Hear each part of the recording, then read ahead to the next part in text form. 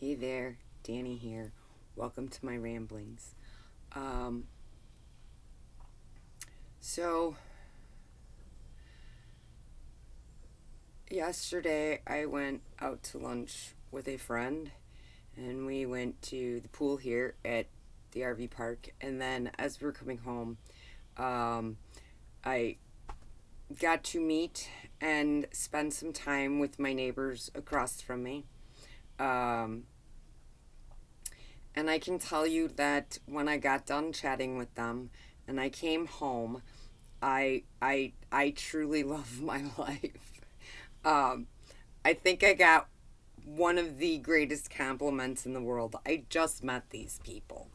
Um, and the husband had an accident about 6, 7 months ago.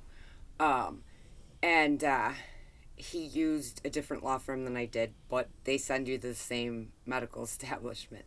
Um, that's really not as relevant as where I'm going with this, but I spent the evening over there until probably I don't know 9:30 or so, chatting with them and learning about the area here and the park, and they've been here for a few years, and there's a group of people that live here at the park regularly.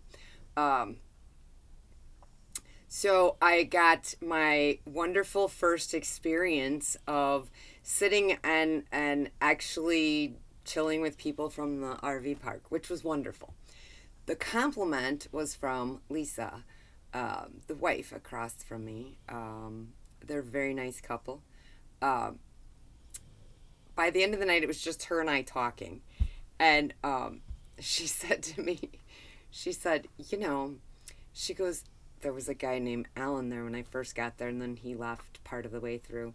And he's in another RV. And she said, excuse me, sorry.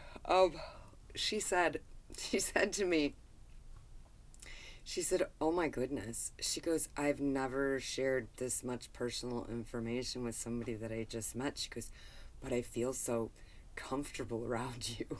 And I was like, oh, thank you. I said, that's a really great compliment. Um, so I walked away, came home when I finally came home, and I really felt great. I mean, that was a huge compliment. I truly loved it. I want people to see that I'm not judgmental, that I'm here, that we can talk, that we can, you know, discuss things of importance and things that aren't of importance. We did have some fun laughing about some of the crazy stuff with some of the people that have been in the park prior to me being here, and then some that have been here since I got here and recently. They just started cleaning house in the RV park. So if you're not following the rules, you're gonna get kicked out. So my neighbor's right next to me. Thank God they're gone. So when I first got here, it was just like three of us in this. I'm against a wall, and there's houses on the other side. And there was like three of us in this row, and that was it. And then once Christmas came in, it got busy for about a week, and then it cleared out. And then right after the new year, just before spring training happened, it got really packed in here. And then this couple came in the RV. They were right next to me. They were in a trailer, um, and the one night I was in my bedroom, I had the light on and I was watching TV. My old dog Myron, at certain points during the night, he wants to go to bed, and he doesn't care if I'm going to bed as long as I'm in the bedroom. We're all in the bedroom. So I was in the bedroom watching TV, and I was sitting up, and I could see like this strange light coming through the blinds. So I lifted up the blinds, and the neighbor right next to me, he literally had fire going, and there were embers coming off this that was heading towards the back of my RV. Now, when I had my car before I got into my accident, if I was only going to be here for a short period of time, I would park right next to the RV out front here.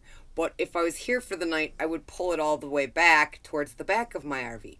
So all I'm thinking is I'm watching these embers going flying over behind my RV and thinking, holy shit, my car and my house are going to go up in flames. So I'm watching, and finally I opened the window and I said, "Excuse me." I said, "You have hot embers that are flying to the back of my RV." And he goes, "Well, it's not a big deal." I said, "It is a big deal." I said, "Because if I have to watch my animals burn to death, you're not going to like seeing me." Anyways, he put it out, and he didn't do it again. But they had a trailer over here with a bunch of crap on it. Their whole lot next to me was just packed with crap. It looked trashy. And it had been like that for a while. So recently, shortly after my accident, they started cracking down on the ones that had multiple vehicles. Now, they have open parking spaces over by the showers and the bathroom and the laundry facility. But you're only allowed to have one vehicle by the RV. The lots aren't that big. So you can park over there if you have a second vehicle. Well, I guess there was a guy. I didn't know this. I was informed of this last night. He had like 6 vehicles. And he had 3 on his lot. And then he had taken up a bunch of spots over there. So I guess they'd come and towed it. But from my understanding, he has to be out on the 4th. So they're cleaning a house here. So it's getting cleaned out, and it's actually quite nicer. And it's not that any of these people were like loud or obnoxious or annoying. But when you drove through the park, there were certain lots that you kind of looked at and you were like, oh, they kind of make it look trashy here. So they're cleaning that up, which is wonderful. So it was wonderful to sit and meet the group of people. There's a small group that live here. There's a couple of them that are like me that will travel around and be back in the winter. And they kind of all take care of each other. So if one runs to the gas station or to the grocery store just to pick up a couple of things, they might, give you a call or text you or stop by and be like, "Hey, do you need any milk or anything? I'll grab some on the way back." So they're all kind of really helpful with each other, which is wonderful. That's kind of why I started doing this. So I got my first experience of it. Love it to death. Can't wait to spend more time with the group here. And make some tighter friendships and tighter bonds. Numbers were exchanged. So I came home last night, had a great compliment. I felt like I was on cloud 9. And I remember as I walked in the front door, I looked up to the sky and I said, "Thank you," because this is why I did this. With that said, today's been kind of bittersweet, and I didn't know why. I went and looked and test drove a car. Well, I actually went to look at 2 other vehicles that I had found on their website. The one vehicle was sold, and then the other vehicle they had, but the AC doesn't work. They plan on fixing it, but I don't want to wait that long for them to fix it. So I looked at a different car and test drove it, and where they got to detail and stuff. They just got it in on Friday. So, and I was there towards the end of the day. So I filled out the paperwork for financing and everything. I should know tomorrow, which would be wonderful to finally have a car so I can get back out there and work. But it kind of, I came home and I watched a movie, and I kind of was kind of sad, and I couldn't figure out why. And so I automatically assumed that it had to do with my mom's 2-year anniversary of when she passed on June 15th is coming up. And my Aunt Jackie, it'll be a year that she's been gone on June 30th. So I initially attributed it to that. So I was watching a movie, and then I was listening to some music, and I fed the dogs, and I did some cleaning out in the bedroom and some reorganizing because I don't really need winter clothes out anymore, so those got to get put away. And then it'll give me a little extra room for all the summer stuff. Anyways, and then I realized it hit me. I'm sad because I didn't get to leave, because this accident happened. And I'm not sad because I had the accident. I'm sad because I really wanted to go to Oklahoma. I wanted to be there if not for Mother's Day, at least for Father's Day. But I really wanted to be there for both. I wanted to be there for Mother's Day and Father's Day. Those are 2 days that I've never gotten to celebrate with Dad and Mom in Oklahoma. And I don't know how long that I have them. And when I stayed there in the wintertime over Thanksgiving, the connection was just, it blossomed. And I just really wanted to go back and spend some time there. So I think that I really got bummed out, and it hit me that Father's Day is coming up. And I really wanted to spend Mother's Day and Father's Day with Dad and Mom. As it stands right now, I may not be leaving. I will find out more tomorrow. But I may not be able to leave until possibly October or November. There's no way in hell that I will miss Thanksgiving.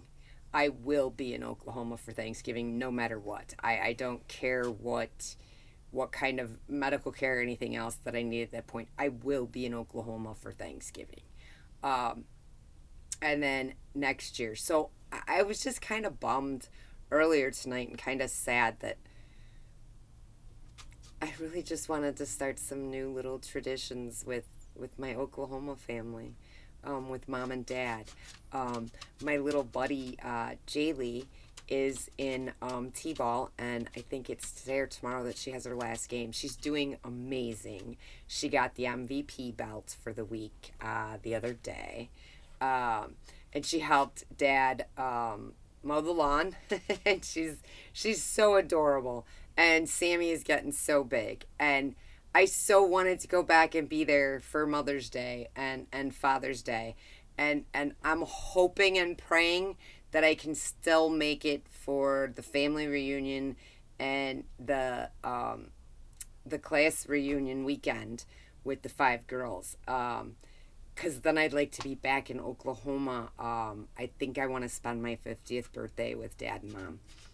It's been a long time since I've spent a birthday with my dad, since I was little, I don't know, 6, 7. So I really want to be able to go spend my 50th birthday with my dad and Mom. So let's hope that happens. If not, I will be there for Thanksgiving. So that's kind of why I was kind of bummed out today. But it happens. You have your ups and downs in life. I really think that sometimes this accident sucked. And it's been stressful. All the pain and all the appointments and all the getting where I need to go and how I need to go. But I think that there was a necessity for me to just kind of slow down and take it easy, and I've been able to do that since the accident. I'm ready to get back out there though. I'm kind of getting really bored here. So with that said, I just wanted to share with you that I finally had my full-on RV experience yesterday. And I'm looking forward to spending some more time with my fellow RVers here and hanging out with them. We had a lot of laughs. We had a lot of serious conversation. And I loved the compliment that Lisa gave to me. It meant the world to me. And I'm accepting the sadness that I have to miss Mother's Day and Father's Day in Oklahoma. But there's next year. And I believe 100% that God's going to allow that to happen. So with that said, feel free to start sending in the pictures. I've been playing around with the Silhouette Cameo 4 that I purchased to do the pictures on the RV. There's a lot to learn, and I'm kind of technologically challenged, but it's been an experience. It's going to take a few screw-ups before I get it correct. But once I get it correct, it'll be amazing and awesome. And I will post pictures of all of it so you can see. I'll probably do a video of the walk-around so you can see. Because if I get enough, I'll probably put them on both sides. So with that said, if you're going through anything and you need to talk, you need to whatever, I'm here. Reach out. I will gladly help you through whatever struggles you have. We can run scenarios, and there will be no judgment from me. But I'm not emotionally attached to it like you are. So feel free to reach out and start sending the pictures. I already got a few of them. Most of them are from people that I know. And I can't wait to get those ones up. And again, you can send them with just you as the caregiver, or you can send them with you and the person you cared for. And the person does not have to have passed from cancer. They can still be alive. They can have survived cancer. It's just a tribute to the caregivers of people with cancer, because it's a big toll, and everybody is supportive. But once that ends, once they either are in remission or they pass, a lot of people forget about that caregiver role. But the person who did the caregiving, it really messes with their head, because your life was this for so long that now you have to go back to your life, and it's really hard. Not only are you grieving, if you lost your loved one, but it's just a struggle. So I want to show appreciation to caregivers of people who have had cancer, whether they've passed or they've stayed, or they've been in remission. I do, because they do all kinds of things for the survivors and for the people with cancer. I just don't think we give enough appreciation to the caregivers, and I want to reach out and give that appreciation to the caregivers. So feel free to send me those pictures. You can include your names if you want, your first names or whatever. I'll gladly throw those on there too if that's what you want. It's really your choosing. Just communicate with me. Just communicate it with me what you want. I'm still playing with it, so it'll be a couple more days, if not a week, because there's a learning curve, and I don't know what the hell I'm doing. We're winging this over here, guys. So I'll leave my contact information below. Feel free to hit me up if you need to talk or whatever else. We can run some scenarios and whatever else you need. So anyways, have a great night. I will see you in a day or two. Bye. Love ya.